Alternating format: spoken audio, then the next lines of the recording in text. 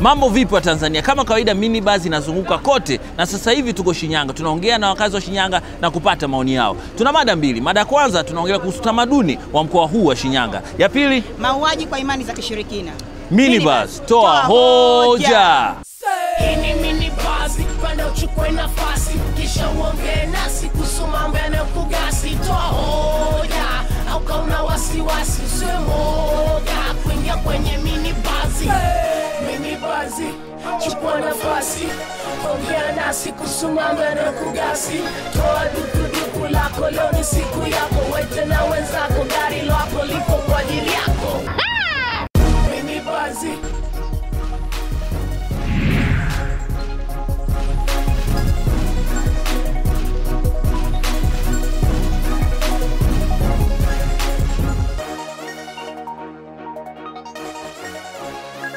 Mambo vipi watazamaji wa kipindi cha Mini Buzz mnaotazama kutoka sehemu yote nchi yetu tukufu ya Jamhuri ya Muungano wa Tanzania. Karibuni kwenye kipindi cha Mini Buzz ambacho kinaanza sasa. Kama ulikuwa unafuatilia wiki hii tulikuwa tunaambia tunaenda kwenye mji mmoja katika wilaya fulani juu karibu na ziwa, kanda ziwa huku. Na tuko mkoani Shinyanga ambapo tunaongea na wakazi wa Shinyanga na kufahamu Shinyanga kwa nyie ambao hamjawahi kufika huko. Mimi Tuma nilikuwa sijawahi kufika bwana. Na nimefurahishwa sana na misosi hapa. Chakula kile bwana. Misosi hapa bwana, tena nakaa pale Dami, kwa hiyo misosi tunakula pale. Tukirudi Dar tutakuwa shanenepa. Kabisa. Lakini pia cha muhimu ni ukarimu wa wakazi wa Shinyanga ambao mtupokea. Kwa hiyo tuko nao, tutaongea nao. Na wewe unayetazama kutoka Mwanza, Shinyanga, Dodoma, Arusha, Zanzibar, Kigoma, wapi pengine? Mbeya, Moshi, Arusha. Na kama unatazama kutoka sehemu yote, karibu uifahamu Shinyanga maana tuko na wakazi wazawa wa Shinyanga. Jina langu Daniel Kijo, niko na mwenzangu dada yangu. Tumaini Mesha. Kipindi ni Mini Buzz, pumziko mafupi, tukirudi mada ya kwanza itaanza tukiwa Shinyanga.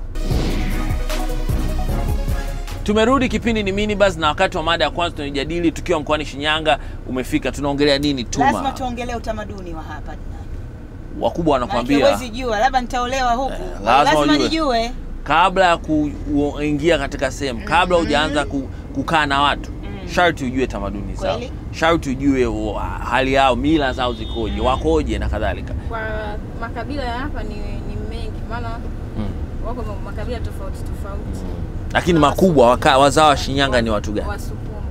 Wasukuma. Na unasalimiaje Kisukuma? Kama mimi nimekuja hapa mgeni, kama asubuhi au mchana? Asubuhi kwa mfano. Asubuhi na kusalimia waangalo kama hayo. Mchana. Waangalo kama. Mchana nasema mwadela afu ajibu dela gawiza mama. Kwa hiyo mimi nakwambia nikisema dela gawiza, yani hivi. Maana dela gawiza, yani hivi. Umeshindaje? Dela gawiza. Na mimi najibu wewe utasema hivi. Mwanadu. Maana ya neno Shinyanga. Hilo neno lilipoanzishwa Shinyanga.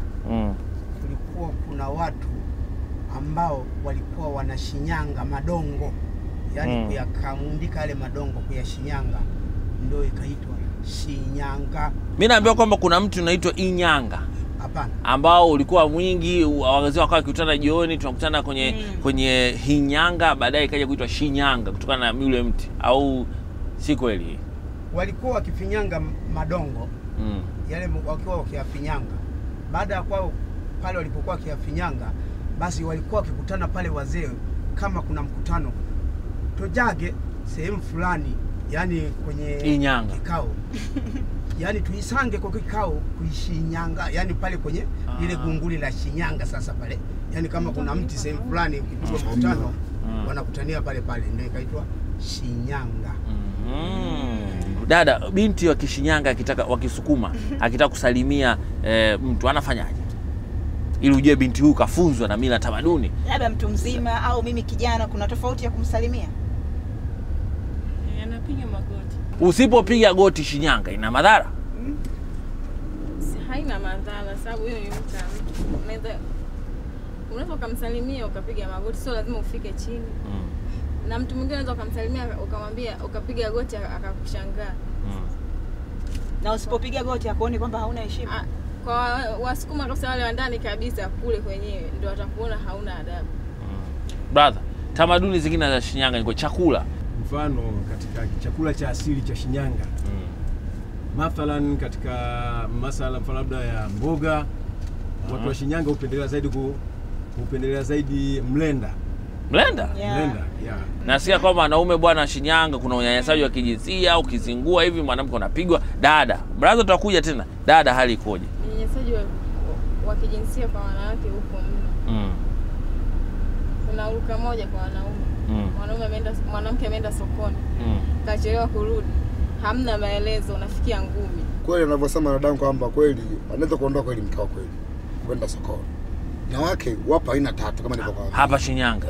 Wenye wakarimu, wenye heshima wapo na wenye zala. Unaweza kumuoa wewe kumbe hujamuoa, wewe ndio umeolewa wewe yani. Ebo, Ukiondoka kwenda kazini wewe anafunga na yeye anaweka mlinzi pale mlangoni kufudi sawa. Alafu time zote saa 8. Sasa yuko tunasema skana. Alafu akirudi nyumbani anakwambia bwana, mimi leo niko nauma nimeshinda nimelala tu. Nimegundua kama kini. Hasa leo utasemaje ila mkangu ameniambia ukweli. Ile ukweli ukizoea anavyosema huyu anaenda sokoni anarudi hata muda umeenda kweli. Ndio maana anaona wao wanapigwa leo wengine. Ndio maana afanane nao yani. Wewe je? Kwa mimi yani. Mimi mkangu ananiheshimu kwanza. Kwanza ananielewa kwamba mimi niko vipi. Kwanza mimi ni mjeuri kweli. Kwanza mimi kumpiga na mpiga kwa sababu gani? Kumuonesha upendo wangu mimi. Kwa hiyo kumpiga mwenzako anapoteseka. Ukimpiga mwanamke wako wewe akatoa chozi afu unambembeleza tena. Ndio mapenzi hayo. Mama ni hivi nakulea tutue pamoja. Ndio mapenzi. Safi. Sasa hebu tuzame ndani tuone, mtu atuelimishe kidogo kuhusu mila. Sababu sisi ni wageni hapa, tuangalie alafu turudi kuongea na Watanzania.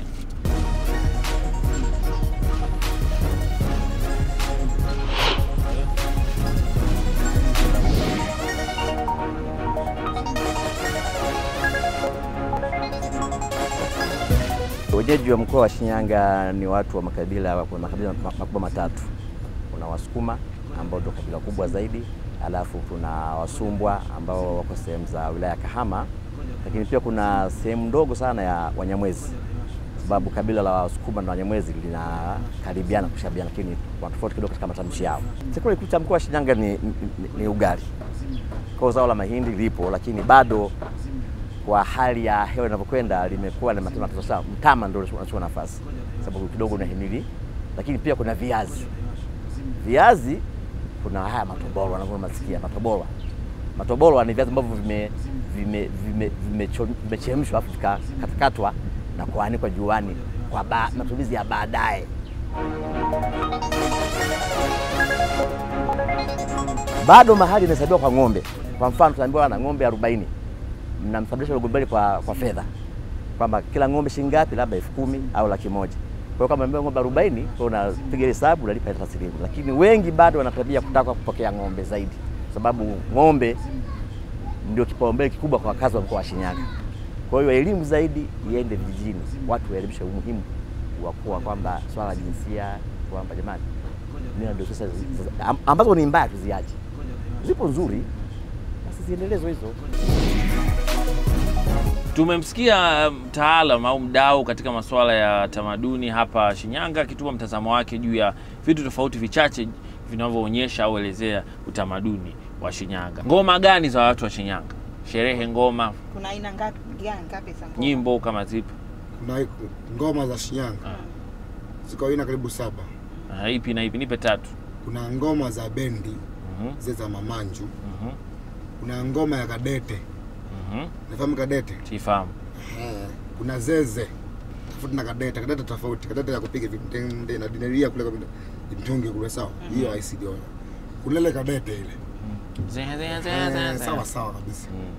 Sasa wanasema zeze Kiswahili zeze. Nasukuma kadete. Sawa. Na kuna ngoma zingine za kukaa tu. Nyeme niangalie hivi nakuwa naongea na imba, nyeme mbele makofi tu hivi tu. Za kimila hizi. Mila kana desturi kabisa hiyo. Sawa. Kuna zingine wagoyangi, kuna wanongole. Goyangi anakuwa na nyoka. Alafu mnongole yule anakuwa na fisi. Anakuwa na vitu vya ambavyo vya kutitisha vya porini yani. Anacheza navyo. Anavaa ngoma, anavaa mangozi ambao ya wanyama wale ambao unaowaogopa wewe. Lengo ni nini tena sasa kuvaa na kucheza na wanyama? Lengo. Kwa sababu mila yetu sisi ni Wasukuma. Mila yao kipindi walipokuwa wazazi wao wako hai kabla wajafa, sababu sisi tumeachiwa. Walikuwa napenda sana ngoma. Ili akili yao yani wewe unaelewana yani. Usipende kwenye ngoma wewe lazima uongelewe. Mbona fulani apendi ngoma? Au hii asili haijui. Unigundua? Kwa hiyo zile ngoma ndio zinasababisha kuwa na waganga wawepo na wachawi wawepo. Nafikiri kwamba ngoma ziko nyingi, lakini ngoma ambayo ninaifahamu ni moja ambayo mara kwa mara huwa nashuhudia kuiona, ambayo inaitwa Mbina.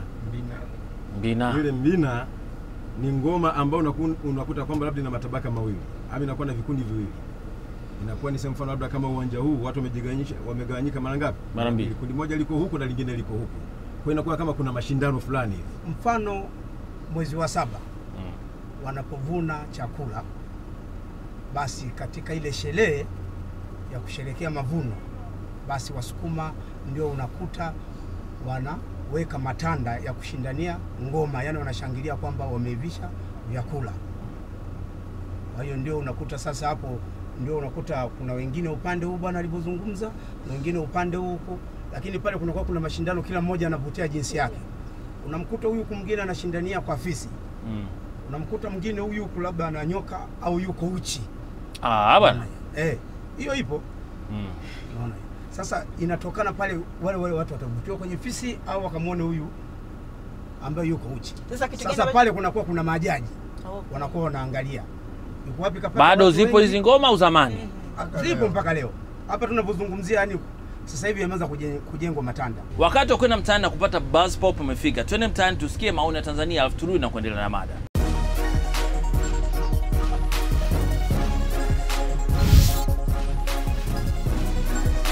Kabila wa Shinyanga kuna kabila kuu ni Wasukuma. Wasukuma ni watu wacheshi. Ni watu wakarimu sana. Mzoea kuvaa nguo kama ni shuka nyeusi. Asili ya chakula, viazi, mihogo, mboga zao wanapenda nsansa, mswalu, pamba, mazao ya chakula, mahindi na mtama. Hasa wale pale huwa wanacheza ngoma kipindi wanapomaliza mavuno. Wanapenda sana ngoma za Kisukuma, zile mbina wanaita. Minamila wanacheza vijijini. Sasa hivi watu wengi wametoka kijijini wameingia mjini kutafuta maisha.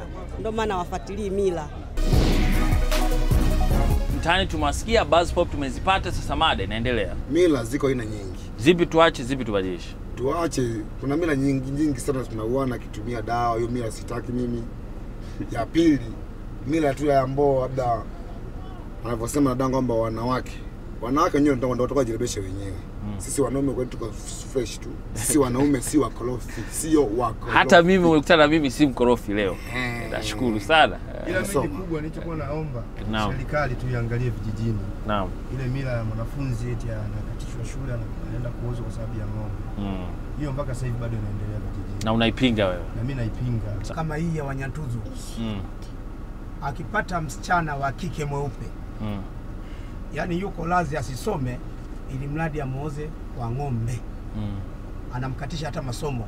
Unamkuta hata anamtorosha, anampeleka hata maeneo ya Mpanda huko. Sasa hivi anakulima mpunga huko, akapate tu ng'ombe kwa sababu ni binti mweupe. Ndio tatizo la mila ya Sukuma katika tabaka la Bariadi. Ndio desturi yao hii. Ndio nilikuwa ninachoomba ni hicho, anamkatisha mwanafunzi masomo ambapo elimu ni jambo la msingi. Safi. Maishani. Tumefika mwisho wa mada ya kwanza kwenye pincha mini buzz. Wakazi wa Shinyanga wameongea, wametuambia mengi, wametufungua macho kuhusu mila na tamaduni za hapa Tuma. Tumejifunza mengi. Kwa hiyo kama huyu atapata ng'ombe wangapi? Ningefika hali hii. Ningefika hapa. Hata ng'ombe 100. Hata tusirudi nayo. Hayo ndio mambo ya Shinyanga. Tunaendelea kuongelea mila zingine za kubadilisha. Tumesema watoto waende shule wa kike, tusipige wake zetu na kadhalika. Na pia wameambiwa, nimefurahi kwamba wanaume wa Shinyanga wote ni sawa. Tuwaulize hawa wanawake ndio bora wanapigwa. Kwa upande wao kama kaka yule alisema kwamba yeye anaona mila yao alivyofunzwa yeye ni sawa. Na huyu mwanamke pia anaona ni sawa. Kwa hiyo kwa kuna haja ya kuongea hapo. Lazima uongee bwana. Very good. Kipindi ni mini buzz, mapumziko mafupi, tukirudi mada pili tena. Ndio.